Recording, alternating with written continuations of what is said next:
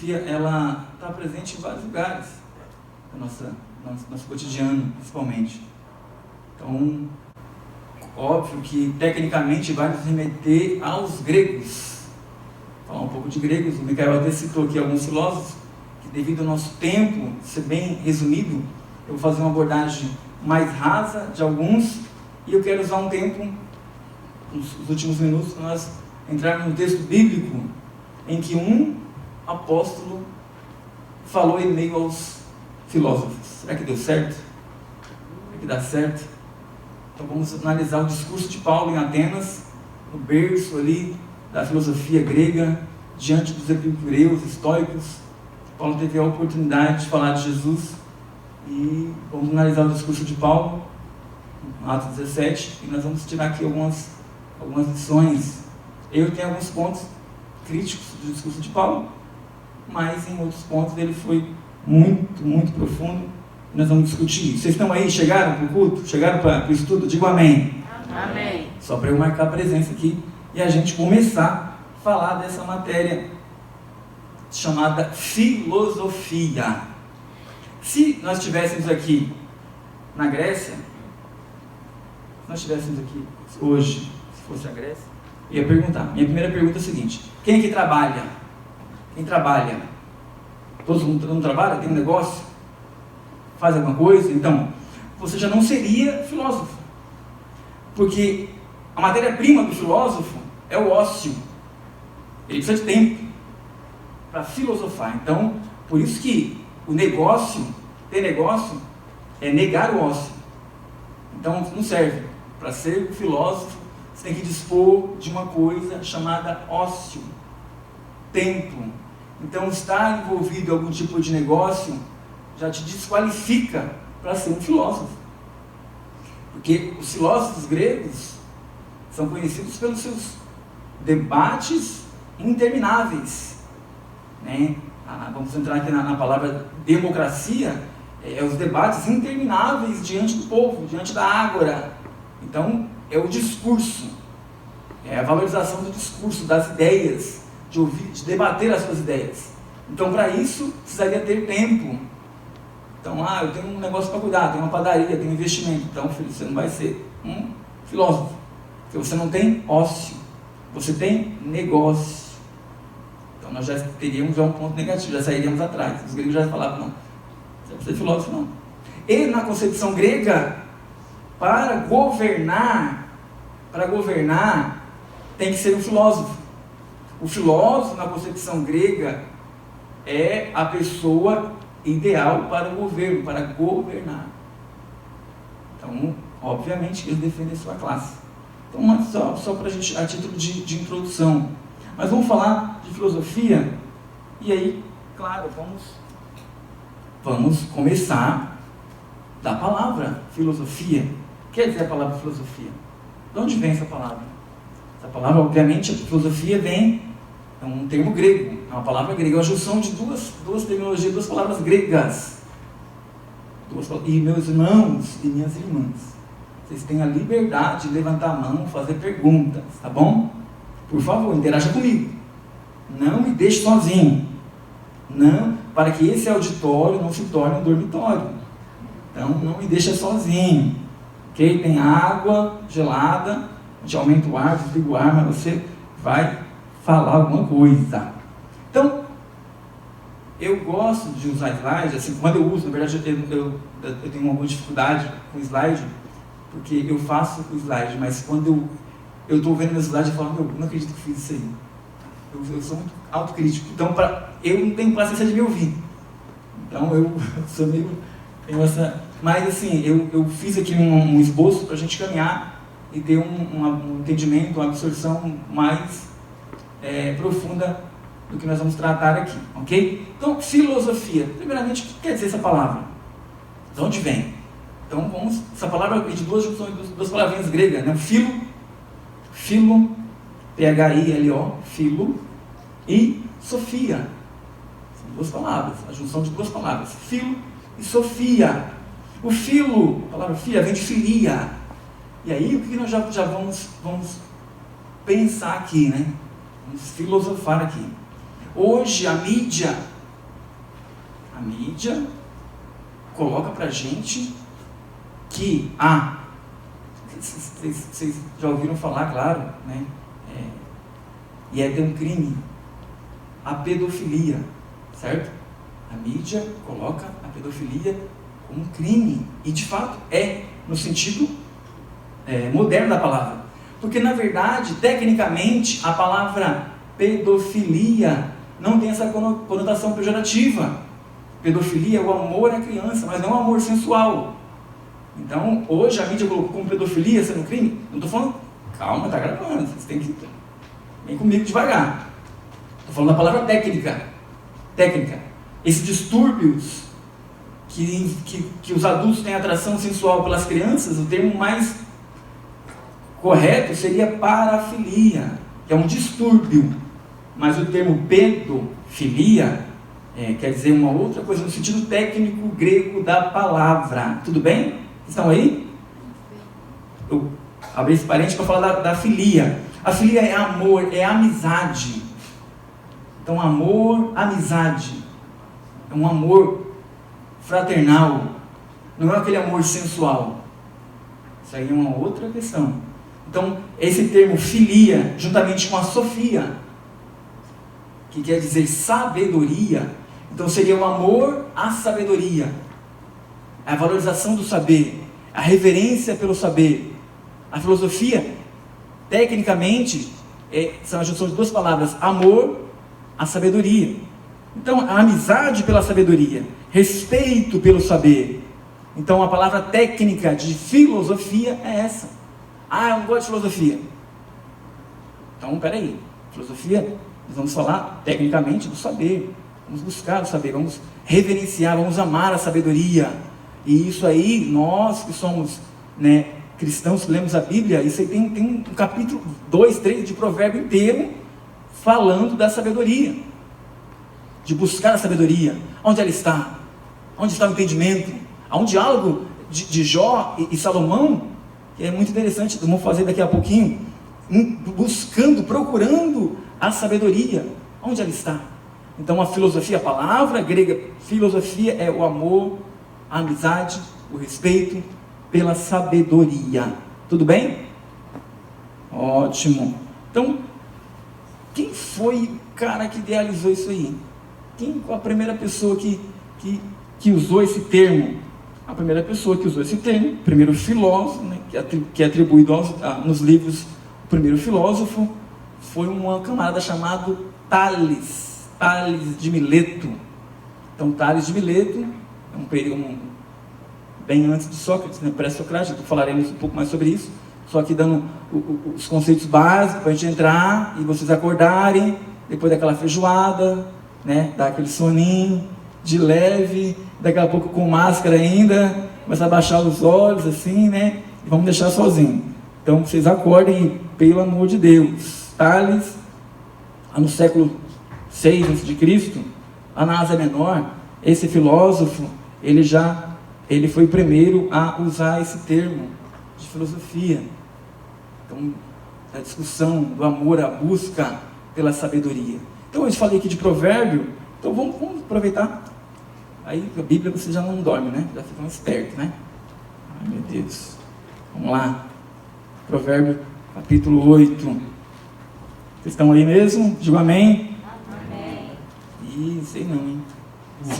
Se amém é pastor Silvio. Acho que tem uma galera vindo do Itaim ainda, hein? Tem uma galera chegando. Vamos lá. Eu falo de feijoada porque eu comi a feijoada agora há pouco. Então, eu não posso dormir. O capítulo 8 de Provérbios, ele vai continuar depois do 9, falando sobre a sabedoria. Todo esse capítulo 8 aqui. Então, vamos. Versículo 1. Não clama porventura a sabedoria e a inteligência dá sua voz? No cume das alturas, junto ao caminho, nas encruzilhadas, das veredas, se coloca. Na banda da porta da cidade, a entrada da cidade, a entrada das portas, está clamando. E o que ela clama? A vós, ó homens, clamo, e a minha voz se dirige aos filhos dos homens. Entendei, ó simples, a prudência, Vós loucos, entendei de coração. Ouvi, porque preferi coisas excelentes, e os meus lábios abrirão para a equidade.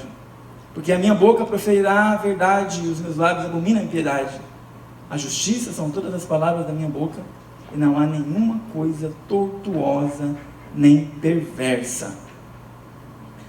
Vamos pular aqui, versículo de número 10. Aceitai a minha correção, e não a prata, e o conhecimento, mais do que o ouro fino escolhido, porque é melhor a sabedoria do que rubis, e tudo que se deseja nada pode comparar com ela. Versículo 12, a sabedoria, habito com a prudência e acho a ciência dos conselhos. O temor do Senhor é aborrecer o mal, a soberba, a arrogância, e o meu caminho é a boca perversa. O meu caminho e a boca perversa aborreço. Meu aconselho e a verdadeira sabedoria. Eu sou o entendimento, minha é a fortaleza. Por mim reinam os reis e os príncipes ordenam a justiça. E aí vai, falando, a sabedoria conversando, a sabedoria dialogando. Não quero entrar aqui nas questões proféticas desse capítulo 8, mas é para a gente analisar. Estamos falando da sabedoria, o amor à sabedoria. E a Bíblia está cheia de textos nos conclamando, nos invocando a buscar a sabedoria. Então, se você ama a sabedoria, no sentido técnico da palavra, você é um filósofo. Você é um filósofo. Porque a filosofia é sabedoria. Não. Essa filosofia quer dizer o quê? Amor à sabedoria. Então tá bom. É isso mesmo. Tecnicamente, filosofia é isso, amor à sabedoria.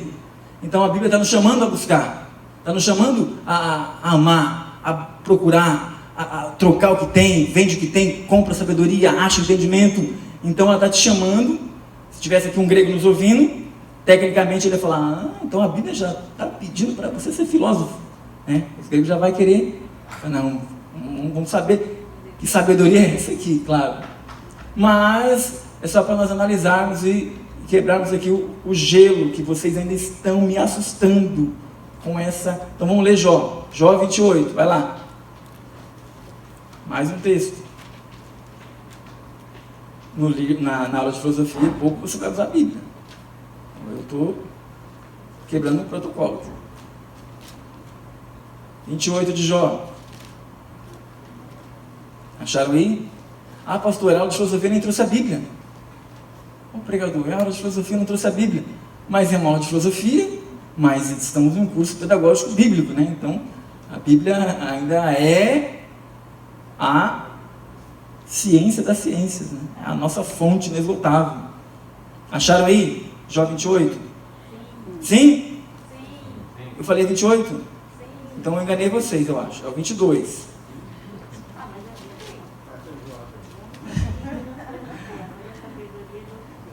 Achou o quê? 28 aí, não entendi? 28 diz assim, o homem tem ciência das coisas da terra, mas a sabedoria é dom de Deus. Mas, então, vou fazer o seguinte. Então, vamos voltar para 28. Mas eu não quero ler esse versículo, não. Não, eu quero ler o versículo de número 12. 28, 12 de Jó. A pergunta é: mas aonde se achará a sabedoria? E aonde está o lugar da inteligência? Então, uma pergunta até então filosófica, né?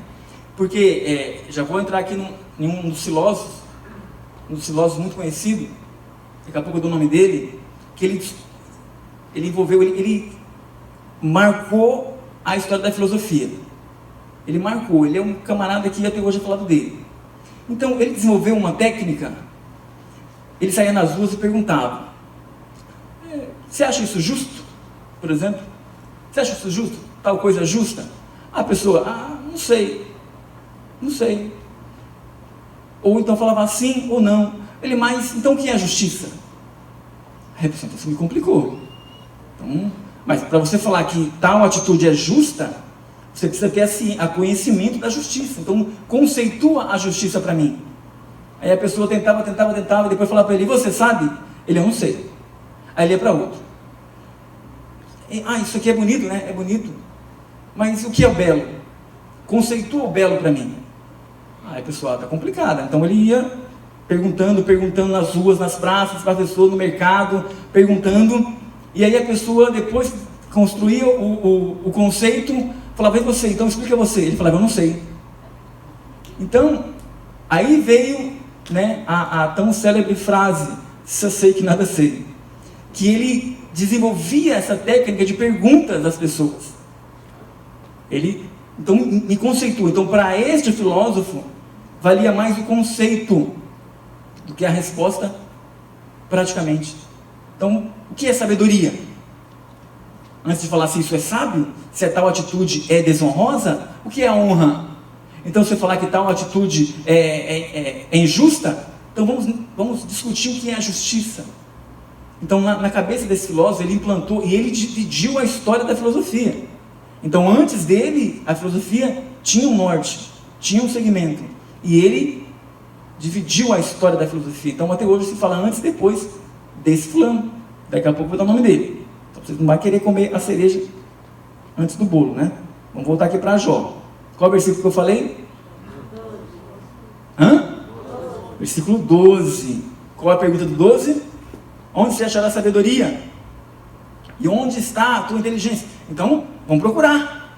Então, Jó foi procurar. Beleza, o 13. O homem não conhece seu valor. Não se acha na terra dos viventes. Espera aí, então já tem uma primeira resposta. Você quer procurar sabedoria? Sim. Então, você não vai procurar na terra dos viventes. Não está aqui na terra, então não está na terra. Então, Jó já dá a resposta. Então, espera aí.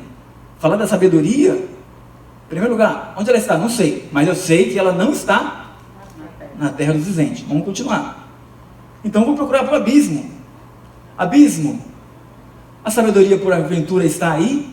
Aí o abismo vai responder. O que ele responde? Aqui não, filho. Aqui ela não está. Então, espera aí. Eu vou, então, perguntar para o mar. O mar já falou assim, nem vem aqui. Porque então ela não está na terra dos viventes, não está no abismo e não está no mar. E aí, meu amigo, vamos ver, vamos continuar lendo. 15. Não se dará por ela ouro fino, nem se pesará prata por câmbio dela. Não se pode comprar com ouro fino, nem pelo precioso ônix, nem pela safira. Com ela não se pode comparar o ouro ou o cristal, não se trocará por joia nem ouro fino. Ela faz esquecer o coral e as pérolas, porque a aquisição da sabedoria é melhor do que os rubis. Não se lhe igualará ao topázio da Etiópia, nem se pode comprar por ouro puro. De novo ele pergunta, de onde vem a sabedoria? E onde está a inteligência? 21. Porque está encoberta aos olhos de todo vivente e oculta às aves do céu. A perdição e a morte dizem. Eu vou perguntar, já perguntei para o abismo, não está lá. O mar também falou que não está com ele. Então ele vai continuar perguntando. Vou perguntar para a perdição. Como é que está na sua versão 22 aí? A perdição e a morte, todos estão assim? Então ele foi perguntar para a perdição e a morte. Perdição e a morte. Por acaso a sabedoria está aí? E ela respondeu o quê? Aqui não está não. Mas nós ouvimos falar dela. E aí ele vai dizer no 23, Deus entende o seu caminho e sabe o seu lugar. Então, a sabedoria está em Deus. Que os gregos não nos ouçam. Está com Deus. Mas os gregos acreditavam também nisso. Que a sabedoria estava aos deuses, claro, né? Os deuses gregos. Os deuses do Olimpo. Então, estava em poder dos deuses da sabedoria. E ele dava para alguns, exclusivamente para aqueles que a buscavam, para aqueles que a amavam. Então, na concepção grega, com quem poderia estar a sabedoria? Os deuses davam para quem? Dava para o filósofo. Então, o filósofo é o sábio que pertence, que detém a sabedoria, porque ele a busca, ele a ama, ele a procura, então quando ele a procura, os deuses a dá.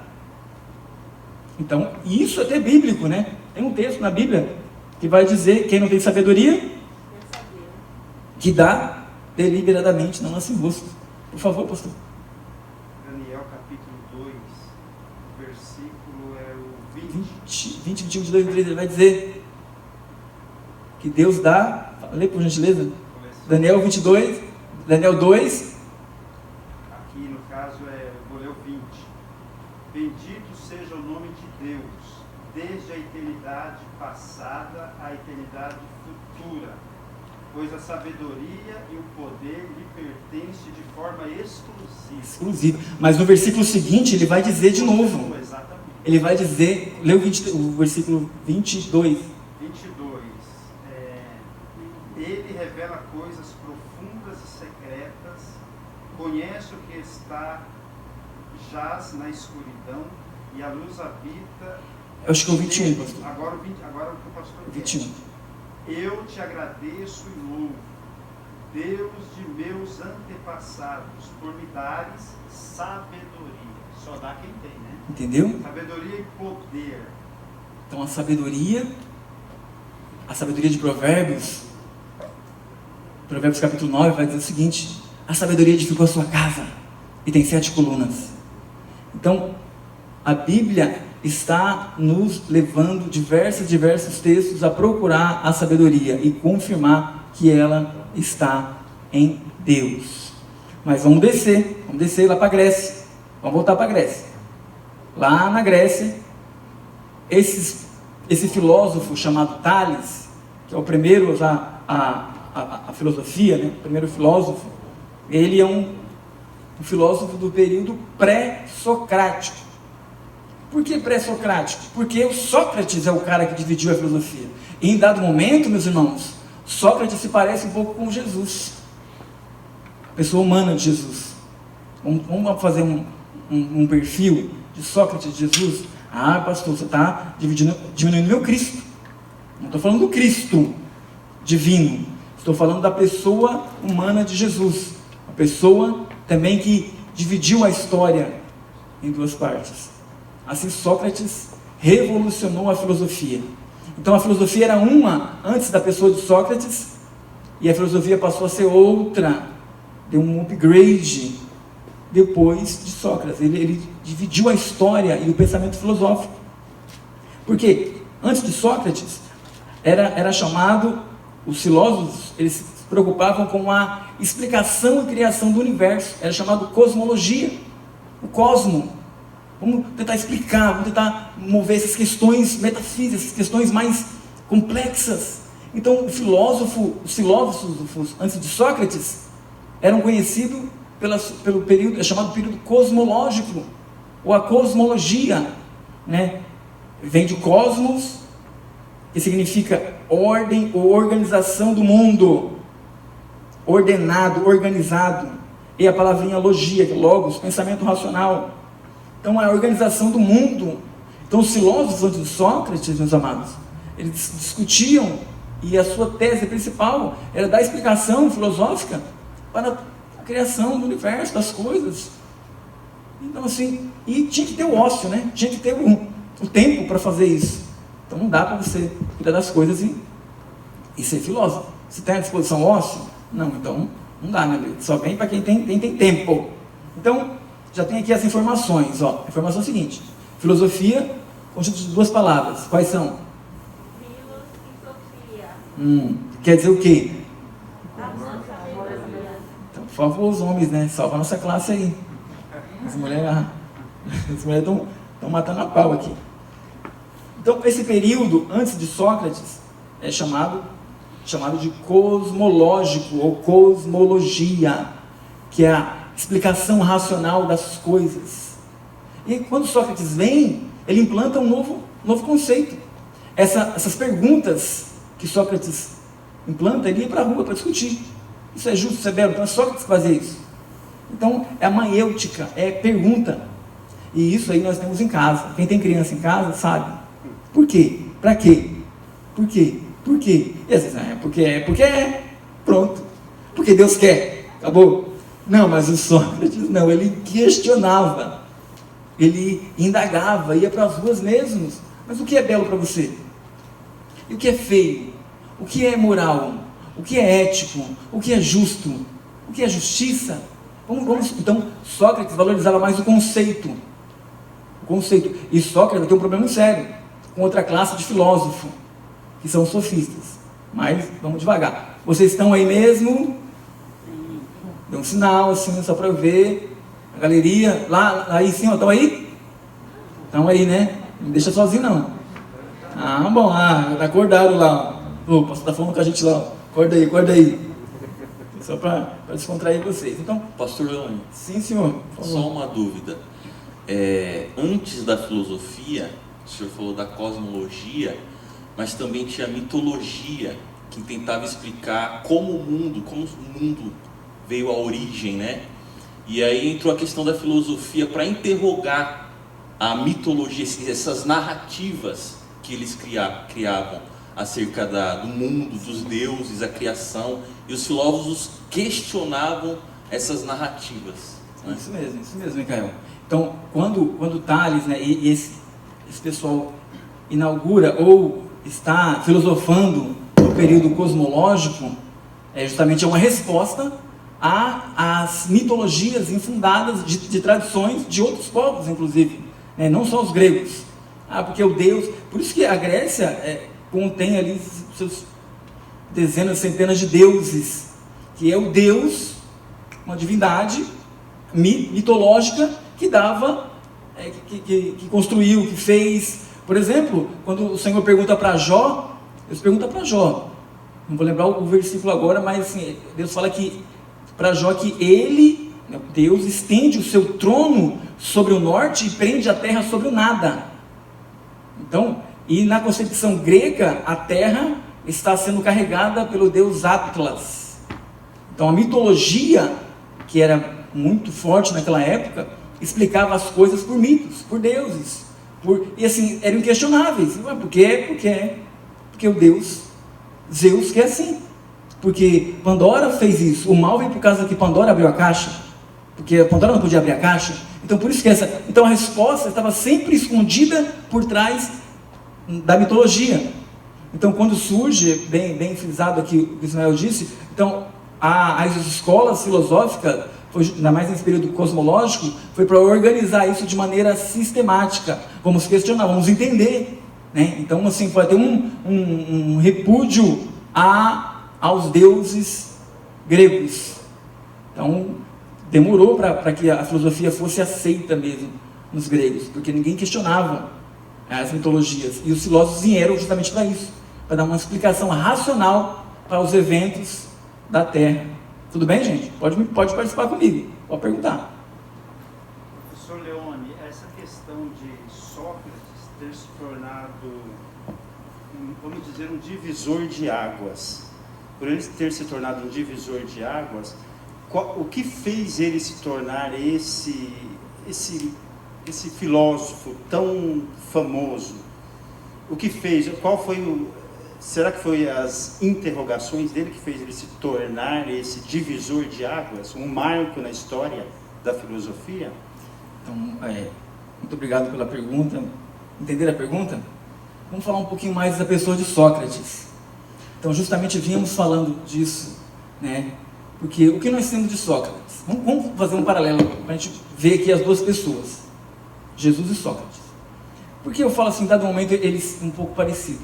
Porque Sócrates nunca escreveu nada. Então, assim como Jesus não escreveu nada. A única coisa que ele escreveu, só viram ele escrevendo na areia, mas não sabe o que ele escreveu. Escreveu na terra alguma coisa lá, mas não conseguiram captar. Então o que nós temos de Sócrates e de Jesus são que escreveram acerca dele. Seus discípulos escreveram. Então, os escritos de Sócrates não são questionados como são os de Jesus, acerca de Jesus.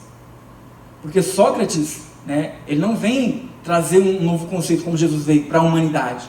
Sócrates veio trazer um pensamento filosófico de maneira diferenciada do que já havia acontecendo. Já havia várias escolas filosóficas. Então a gente vai tentar aqui traçar o perfil dos dois e aí tentar construir uma resposta para essa pergunta né? Pergunta que vale $1 milhão. O que faz Sócrates ser o cara? Fala tudo é Sócrates, é Platão, Aristóteles, essa galera aí grega. Então, primeiro ponto, ele não escreveu nada.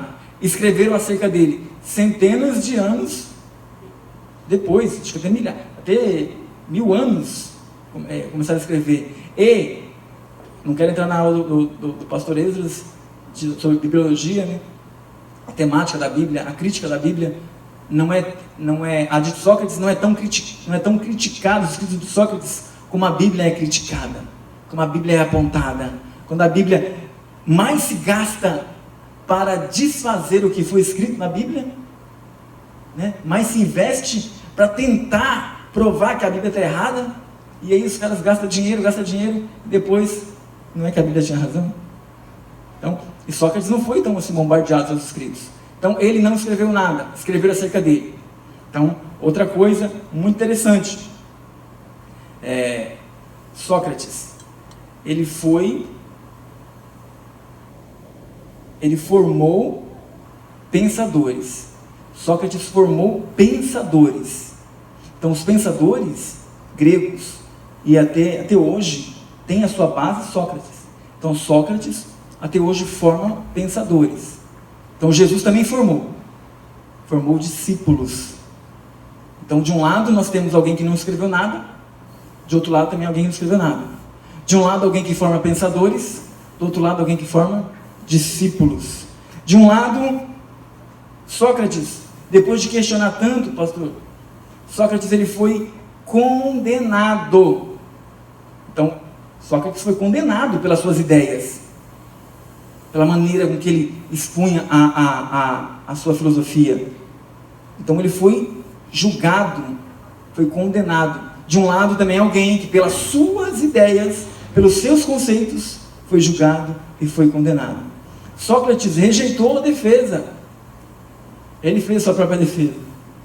Então, ele falou assim, não posso negar. A resposta era simples. A Mariana Chauí vai falar muito contundentemente sobre essa questão do Sócrates, que era assim, eu não posso... o pessoal falou assim, Sócrates, é só negar que você falou que os caras vão te libertar, porque você é conhecidíssimo. Ele falou, não posso me defender, porque se eu me defender, eu arrumar um advogado para me defender, eu vou estar dando, em outras palavras, munição para os meus adversários. Eu estarei concordando que eles estão certos. Então eu não vou defender o morro pelas minhas ideias. De um lado, alguém também, que quando alguém tentou sacar a espada para defendê-lo, falou, não filho, guarda a tua espada. Se eu quisesse, viria legiões de anjos me guardar. Então guarda a tua espada aí. Então, nesses pontos, eles se parecem. Ele não se defendeu. Ele foi condenado. Sócrates foi condenado pelo poder iminente na época, pelo poder predominante na época. De um lado também Jesus foi caçado, foi procurado, foi condenado pelo poder corrupto que operava na época. Então, analisando a trajetória de ambos, eles acabam se parecendo. Tudo bem, gente? Até aí? Então, acho que é mais, pastor Silvio, o pensamento de Sócrates é muito poderoso, a questão para a época, que fez com que a sua fama crescesse e afetasse o poder. Então, mexeu com o poder, mexeu com os donos, mexeu com as riquezas, com os empresários, com quem tinha o poder na época, com os imperadores, ele teve problema. E aí ele foi condenado pelas suas ideias, e a partir daí os seus discípulos, porque você não consegue matar uma ideia. Uma ideia, você não se mata uma ideia. Por isso que é a coisa mais difícil você destruir ou acabar com o terrorismo, porque o terrorismo é uma ideia. Então, se você matar um idealista, você faz dele um mártir, e outros vão querer ser mártires, outros vão brigar, vão levantar novos adeptos. Então, como é que se desconstrói, como é que se mata uma ideia? É trazendo uma ideia superior àquela, não é matando os seus adeptos. Então, é só um paralelo para combater o terrorismo, não é matando o terrorista, porque vocês vão levantar novos.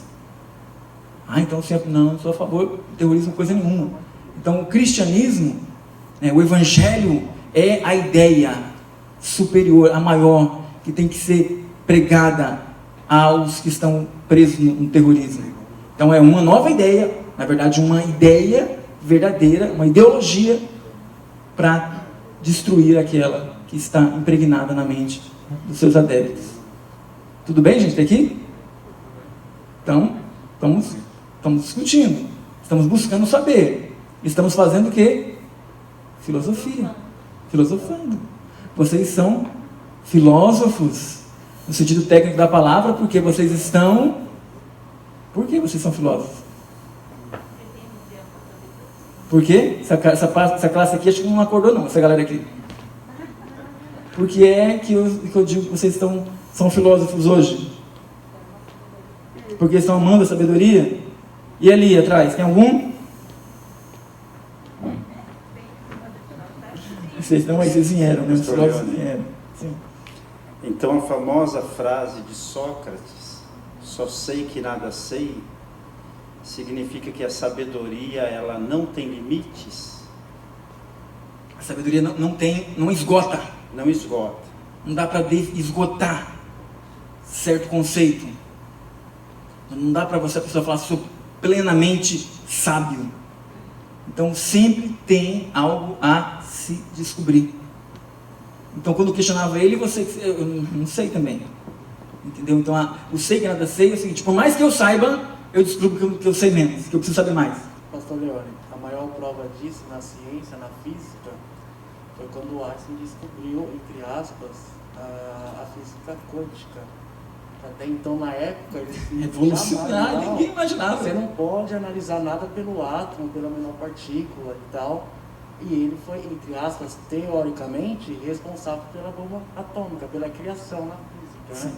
Então, por aí você vê que a gente nunca deve estar limitado apenas ao conhecimento, por exemplo, que está dando aqui. Sim. Por exemplo, a gente sempre está procurando a evoluir a cada dia mais. O maior exemplo na ciência é o Albert Einstein. É isso aí, gente. Então é isso, sei que nada sei, por mais que eu saiba, tem muita coisa para saber. Então, a gente fica até triste, né, pelas pessoas que o pouco de conhecimento que tem, menospreza o que teve menor oportunidade. Então, mais atitude sábia é quanto mais conhecimento você tem, mais humilde você é. Foi isso que Jesus ensinou. A sabedoria estava ali, personificada, encarnada, a própria sabedoria de Provérbios 8, estava andando pelas ruas, dando esmola, ofertando, curando, e a sabedoria agiu com humildade, calçou as sandálias com humildade. E aí nós ficamos tristes de ver alguns que têm um pouco de conhecimento, acham que são, né, semideuses, são os deuses. Então foi Sócrates que dividiu o período pré-socrático, antes de Sócrates, e aí tem um período socrático.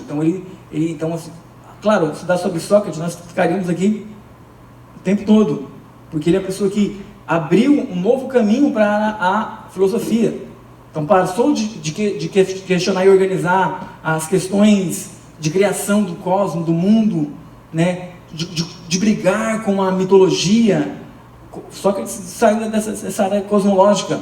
Então Sócrates avança para um outro período. Mas vamos voltar aqui um pouquinho. Quanto tempo eu tenho?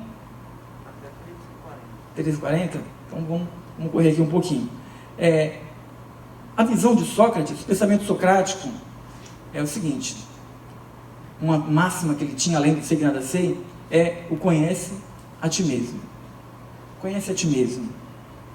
Então, quando Sócrates ele está ali implantando a sua filosofia, crescendo com os seus discípulos, seus alunos, os pensadores, ele vai se chocar, os seus alunos, com um outro grupo de filósofos chamado de sofistas. Os sofistas. Então Sócrates combateu os sofistas, né? Seus pensamentos combateram os sofistas. E os poderosos de Atenas que o acusaram. Os poderosos de Atenas que o levaram ao seu fim, né? À sua morte. Então Sócrates ele implantou um novo pensamento para a filosofia. Ele inaugurou um novo tempo para a filosofia, antes e depois de Sócrates. Aí um outro ponto que se assemelha com Jesus. Então, Jesus também dividiu a história da humanidade, claro, muito mais abrangente do que Sócrates, antes e depois de Cristo. Isso nós vemos nos livros acadêmicos, agora estão mudando, né? Os livros mais modernos estão colocando, né, tipo assim, o ano 10 da Era Comum, mas não é o ano 10 depois de Cristo, estão colocando a Era Comum. Então, alguns livros já tirando essa... Mas Cristo dividiu a história, antes e depois de Cristo. Isso aí é ponto passivo. Por mais que queiram, né, mudar a terminologia, a história já, por si só, conta que houve alguém que a dividiu em duas partes. Pronto, acabou.